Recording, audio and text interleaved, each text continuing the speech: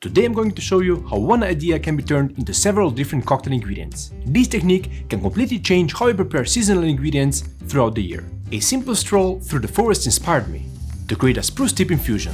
Turn that into a vermouth, a syrup, and a liqueur. And the best part, this method isn't limited to spruce tips. Once you understand the process, you can apply it to different herbs, spices, fruits, and botanicals. I've used some of those ingredients to make one of my favorite Negroni variations I've ever put on this channel.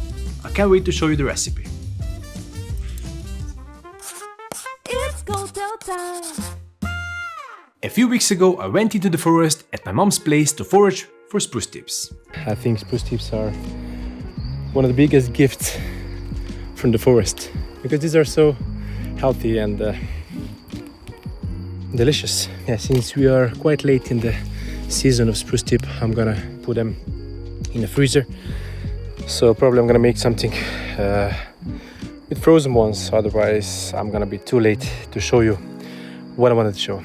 But also, what I wanted to say is, listen to this.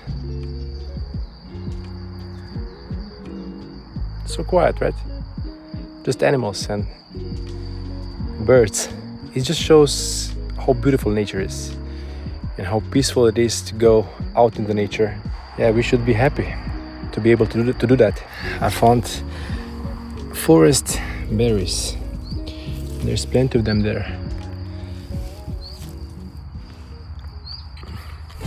Now weeks later, I'm happy spruce tips freeze so well. That means that even if you're watching this outside the season, frozen spruce tips work perfectly for everything we're making today. You could even use mature spruce branches, although the flavor won't be quite as bright and fresh.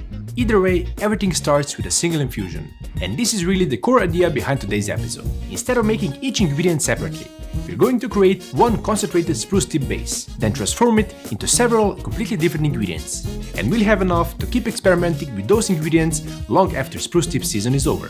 To make the infusion, you'll need vodka, spruce tips, and a small amount of lemon peel. The spirit itself is flexible. This would also work with a light gin, blanco tequila, or even aquavit. But because we're creating several different ingredients from this extraction, vodka gives us the most versatility down the line. As mentioned, these spruce tips were frozen a few weeks ago, but they look almost as fresh as then. The lemon peels will enhance the citrus notes of the spruce tips. Combine everything in a vacuum bag and seal it. I'm using a vacuum chamber, but a classic vacuum sealer would work too. If you don't have either, you can get resealable sous vide bags and use a submersion hack, where the water pressure forces out all of the air before you close the seal. Place your sealed bag in a sous vide bath, set to 52 degrees Celsius or 125 degrees Fahrenheit, and cook it for 3 hours. The low temperature helps preserve many of the bright, fresh notes that make spruce tips so interesting in the first place. During cooking, shake the bag once or twice to make sure all ingredients are getting along in there. Once finished, chill the bag completely before opening. Then strain the infusion through a muslin cloth placed in a potato ricer. This multifunctional tool will allow you to press out as much liquid as possible, giving us maximum flavor. You can bottle and label your spruce tip base if you'll store it for future use, or have it ready to make other ingredients with it. You could use this directly in cocktails, but it's easier to turn it into ingredients everyone already knows how to use. So think of this as a building block for several more ingredients. The one I'm most excited about making is a spruce tip vermouth, or perhaps more accurately, a fortified wine with spruce tips. To make it, I'll be combining our spruce tips vodka base with dry white wine, simple syrup, forest honey, and 2 tinctures, Wormwood and gentian. Instead of creating a separate infusion for this vermouth, we're using the spruce tip base we already made. It fortifies the wine while bringing all those bright forest aroma with it. I'll be using a magnetic stir to help me mix everything together, but a spoon works just fine too. For the wine component, I'm using a dry Rhine Riesling. I found that it works really well with spruce tips, highlighting their citrusy and resinous flavor. To balance everything out, I'm also adding a bit of simple syrup and a small amount of honey. I intentionally picked forest honey for this. It adds a bit more depth and helps tie the flavors together. Now come the bittering agents. Instead of doing a long infusion, I love having them ready to go as tinctures. We covered how to make several different tinctures a while back. In this case, I'm using Wormwood and gentian. This gives you complete control over bitterness. If you want something lighter and more wine-forward, use less. If you want something closer to a traditional vermouth, add a little more. Once everything is dissolved and mixed together, your spruce tip vermouth is ready to be bottled and enjoyed. What I love about this approach is that the wine never gets heated. Because of that, it keeps much more of its original freshness and character. Without any oxidation, the result feels bright, vibrant, and very much alive.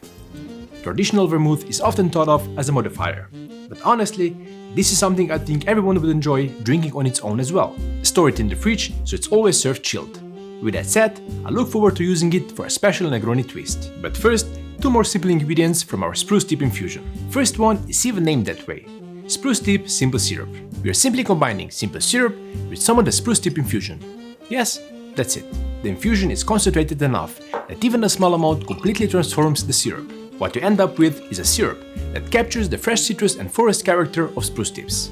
Perfect for highballs, sours, and all kinds of seasonal cocktails. The final ingredient of the day is a Spruce Tip Liqueur, made just as simple as the previous one, using our Spruce Tip Infusion and simple syrup.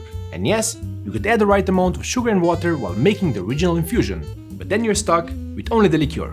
And more importantly, I found that I get better results by creating the infusion first and sweetening it afterwards. That way, you're not lowering the ABV of the original infusion. As mentioned throughout the episode, this approach also gives me much more flexibility, because the same infusion is used for multiple ingredients. Pour directly into the bottle and mix. If you have a cabin in the woods, or even if you're dreaming of having one, this liqueur is a liquid version of sitting on your porch in the middle of the forest and enjoying that moment with all of your senses.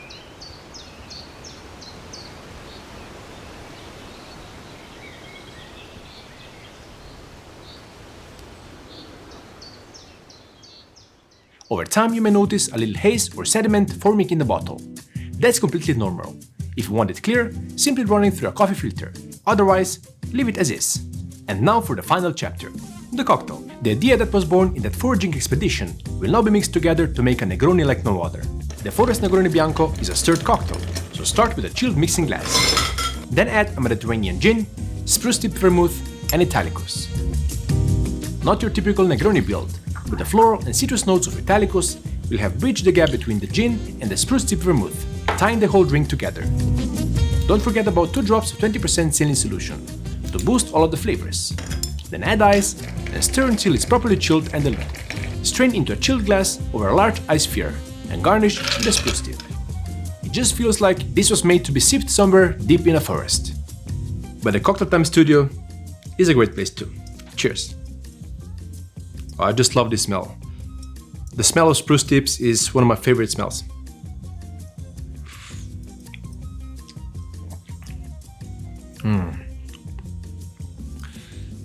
There's a layer of honey, forest, spruce tip aroma, and Mediterranean herbs in the back. So the bitterness there, slightly sweeter than the original Negroni. The color is not the same as the original Negroni as well, so it's okay to be a bit sweeter.